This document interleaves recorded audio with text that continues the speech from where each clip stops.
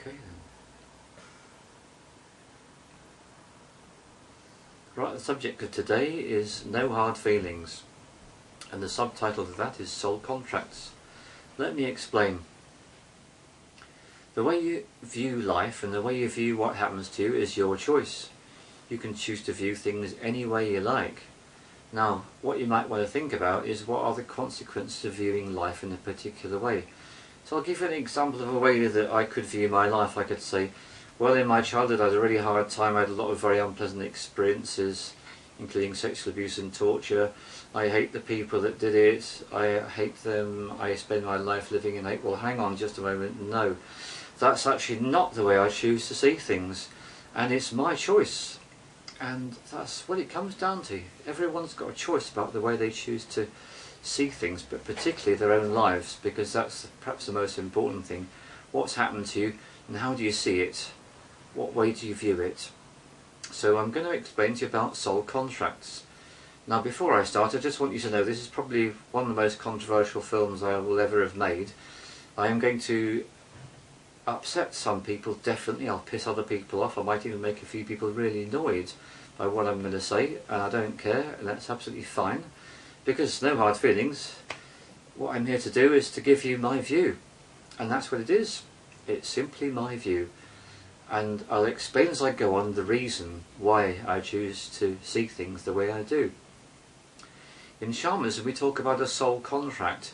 Now this is the way that it works. Imagine you want to have a life as a corporeal human being on planet Earth. Here's the first thing to get your head around. Supposing your average lifespan is, say, 70 years, then you are going to spend approximately, give or take, the equivalent of 100 years before you're born organising your life. And this enables us to come up to this really crucial distinction between the free will view versus the predestination view. There are some people that believe in free will and say everything's your choice.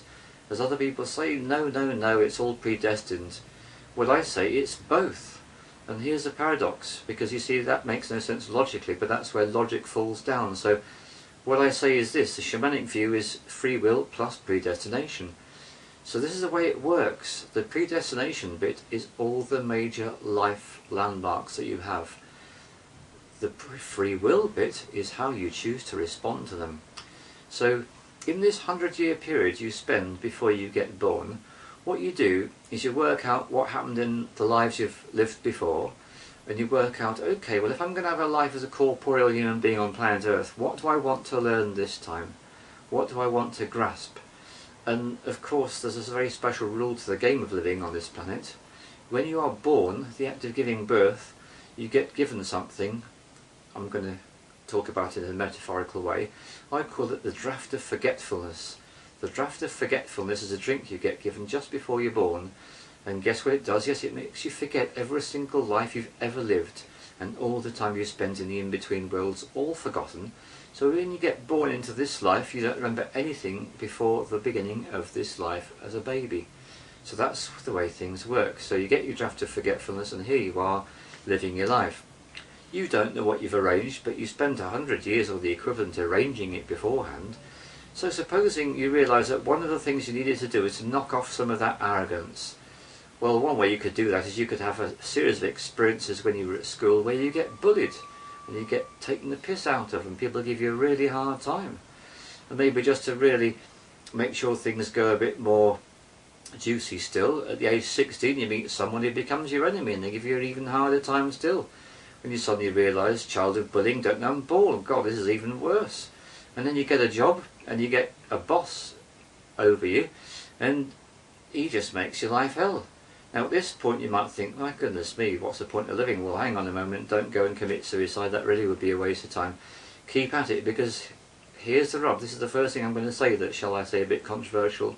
Any really unpleasant experience that you are having in this life, you organised it yourself, and in fact you had to go to a lot of trouble to do so, because you had to find people who are willing to play the game in order to give you the experience that you needed for your learning this lifetime.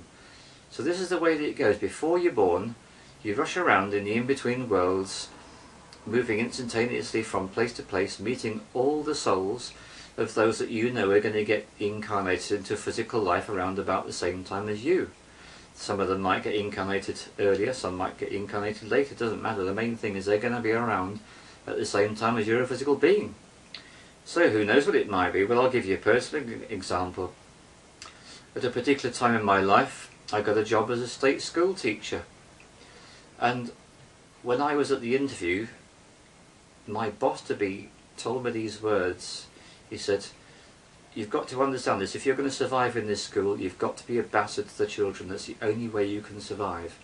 Well, I heard those words and I thought, stuff that for a game of soldiers. That's not what I'm going to do.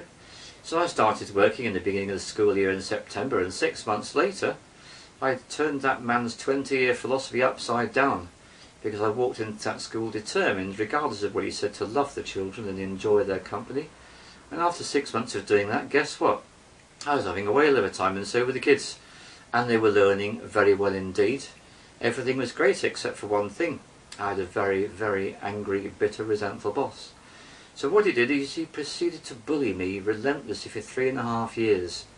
Now at the time, I knew that it was something to endure, and because of my interest in shamanism, this was before I'd done my training and before I qualified, a long time before, but I'd read the Castaneda books all those years ago, and I couldn't forget about the experience of the petty tyrant.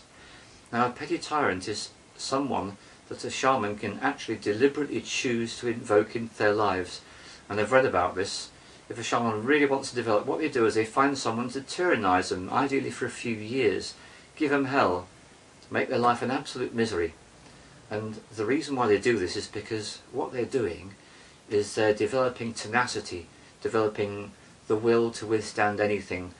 Well, I didn't consciously choose this guy to come into my life in my workaday daily life, but before I got born I made a contract with this guy. He would come into my life at a certain age and I would find myself being his boss. He would relentlessly bully me for 3.5 years. Now my wife used to get really angry with this guy. Funny enough, I never did. I just knew it was something I had to go through. I didn't know why at the time. But what I want you to understand is that I came to a really important place in my life shortly after completion of my training, when I realised that what I had to do is to not only forgive these guys who did what they did, not only forgive myself for putting myself through it, but actually accept and appreciate everything that I went through. Now here's the rub.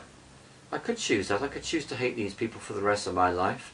Guess what? That would make me a sad, embittered old geezer. Or I could choose to accept, embrace, and even appreciate what they did for me. Because what they did for me is they gave me the powers that I have as a shaman. The powers to do the healing I can do. And guess what? At some point it does stop. And then you breathe that huge sigh of relief when that person steps out of your life. And that's another clue about these situations. It's interesting how the people who contract to give us a hard time, they mysteriously appear, and very often they equally mysteriously disappear. It can be as quick as waking up one morning. In my particular case, I woke up one morning, went to school, did my day as a teacher, suddenly found that I felt very strange, went to the classroom, the staff room, sat down in a chair and realised I couldn't move. An hour later I realised I'm still in this chair, I still can't move. And when someone came into the staff room, there was a lesson going on, so there wasn't anybody there, but someone eventually walked in and said, "Excuse me, could you call the doctor? I can't move." And the next thing I knew, I was taken away in a taxi, and the doctor told me it was the beginning of a particular illness which I've had for 10 years. And okay, so that experience of being relentlessly bullied, it stopped as suddenly as it started. It started 6 months after I got the job. So it's funny how these things can go. Now, the thing is, the experience is the same. The only thing that's different is the way that you see it. You can choose to see things the way you like, but this is my suggestion. Whatever way you choose to see something, make sure that way really works for you. And make sure that's a way that actually helps you in your life.